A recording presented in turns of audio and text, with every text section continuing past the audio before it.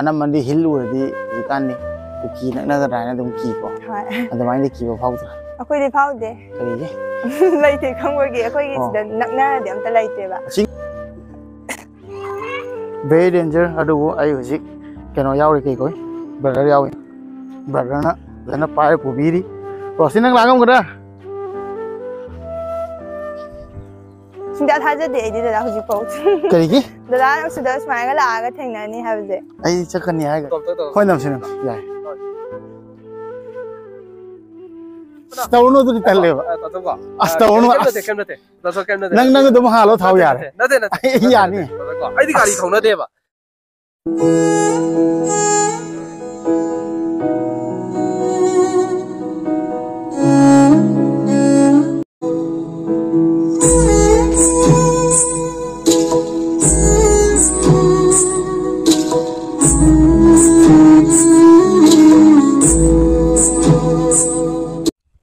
ngasi aina laise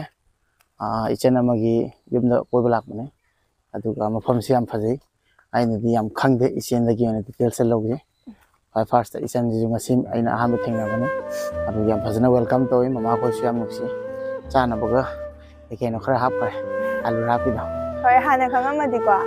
ado hala ju khangam atai sapam deba hoi kai kai apam deba te akoi dum hingwan ki kai do koi nei ba ado hojik di lau kai kai khun do ko lau rom do oina chatle ba adagi hingwan da pa na onjan bu do ngamdre ba adagi lan ju dum yum da ju pa leina ba do oi de ba adagi khara koi ba wat le ba ko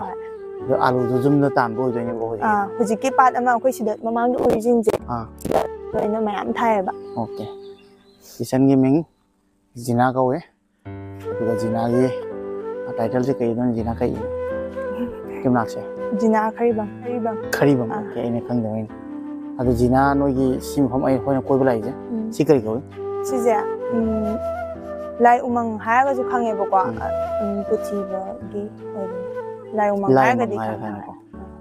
adu yam phajai sim phom je ga picnic place oi but sida la ga thonga ga chabadi yade akoi ai sana thonga pora ga di chaba ya ba ko aduga pai maru bana jina khoi haji kunje hill area o yam phaje ha ta anam mandi hill uradi jikan ni kuki na ga dana dum ki ko adamai de ki ba phautra akoi de phaude kari laite khangwagi akoi gi sida nakna de amta laite ba singure hana moi legani ha wari laite ba kar lapna ga adagi akoi gi dum khun gi ibung pa ga na ju ko adum tha mu adai hapta mu le ga dum check chatle ba hadi mi karak pa khot pa adagi nungdang nung amta ka ba mi ka ba ju ya de ba adumai na check tawani na dum kiningai de oide mina di hange ba as noi di chingani dak nei do lai bi jum da lai ki dra kai na ga yam hange ba nang kai hun akoi di ki de jum yum ni na ki de lai su lai te na hai ba khang da ba gi moina lai ta ba gi khang da ba la ga khun du ga le di khang da noi khun je mi chawra na kyam ta yum ja hana di 90 adumai ta ba ne dum jik ni am heng ka le ado 130 adumai ta 130 mu ko adu noi di khara haidra ga swai ma pa ni manang na yumnam khunau hai ba ko yumnam khunau chingi ni si ichina gi ichini nau je kya subi manga sui manga jina na khwai to le hai me ko adu khwai han ni nu pa khwai han je chi han ni pi no pi chi chi di yum pan ka pa le si yumnam khunau le pa le yam lap tre adu matung da dada am le aduga dada mathang da ta ton le aduga chi che ma ga mayum le loi na jum ba la jina khara tan lai jina gi long ma yaw lak ta ni akhoi ko ra di lai ko ta di khang de wa di de na wali hojik akhoi na si yeng yu phom je sibana na view adum ulani aduga jina na te ju manak tu lai hai akhoi dum chat chana koira ga sibana na makha ta ma bi ro kadum chai ti chat si ge hojik jina son chat si changminar ba akhoi som da kai ko bi officer ga lai som da oi la phai te na yam nung silver brother ngatan yam nung silver brother ngatan ing ko jina swai ing mane nung sa kan do kwa nung din nung sa ba kan do sida la ga dum la ga pham ba khot pa nungai ni ko hai rosni ing ko swai ja very danger adu ai hojik keno yawi kai koi brother yawi brother na fazana paare pubiri rosi nang lagam kada ai đâu lake sini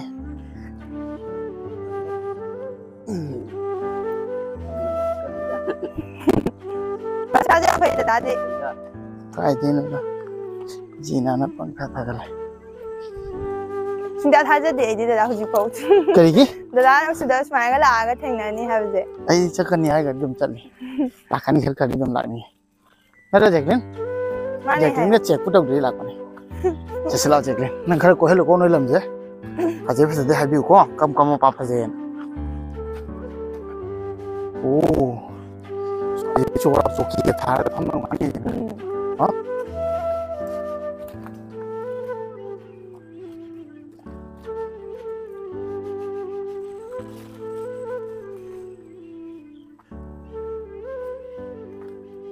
shooting ga taw ya ni sidi Tau ga sida. isai gam ku thoy nang Ha? isai gam phong khara nang kum Adum matek ta dum kha. Tau adu amu chat pa do chat re dai. Habidi ai somda yarak ta ba. jum da Ah. responsibility am ba Adagi mu class set ta ba dem pa ba class mu chat le. Adagi fruit ke mu paisa tan do ya da ni ba. Fruit amu tu na ko na. nakuna sai am hai ne don ta ko le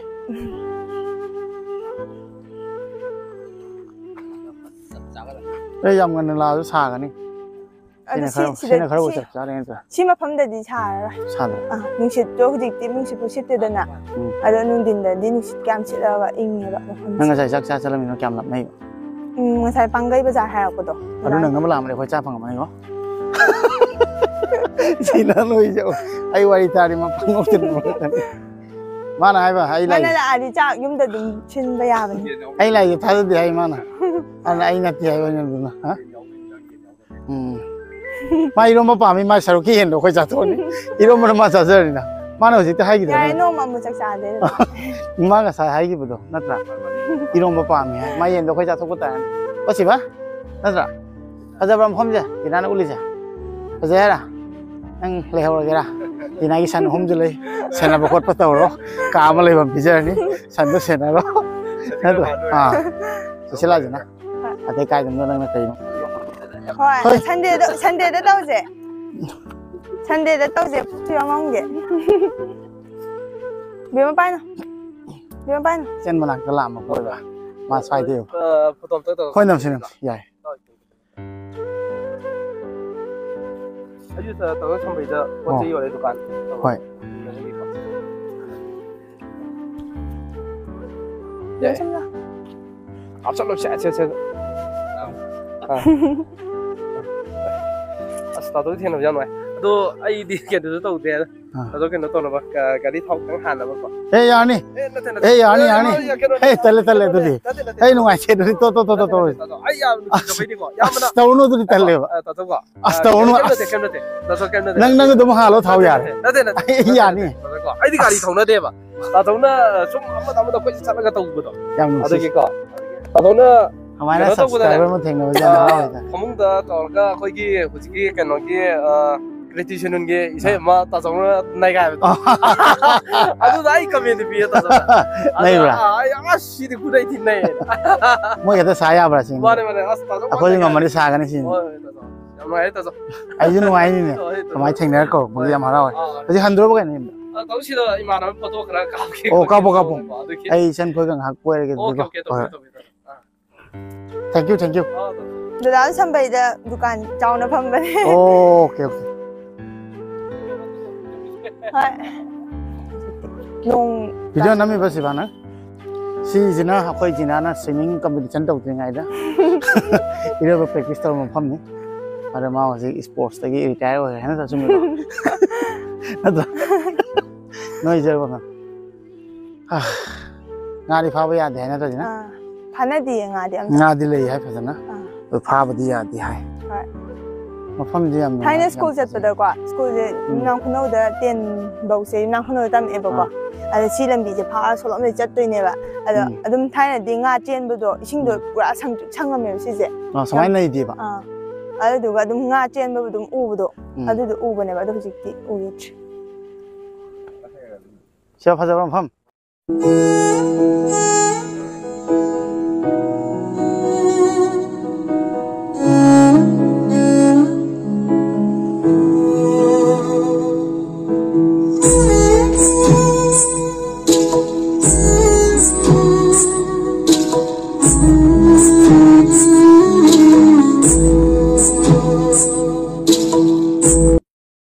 ดูดิเอาคอยมุกชัดปตาเนี่ยก็สินะก็ไม่ฟิลตัวอย่างคนสิลักก็สิส่วนนี้อยู่ฮะฮาราบะอัมก็ลักคนละลักกันวะฮะอัมว่าก็แต่พิเศษดีป่ะเอาคอยส่วนนั้นเอาคอยยี่เฮโร่ดูดิอย่าเลยมาดูมาให้พี่วันนี้มาเย็นตรงกับซาตานี่เอาคอยส่วนฮีโร่เขาก็เลยนั่งกี่เกาเลยไอ้ก็ดิวทีมผมได้Salah sih mah program mana. Sebaran kan sagon ke sana sih miam tu. Asam je lama kan sila sagon ka. Jina bye bye toro.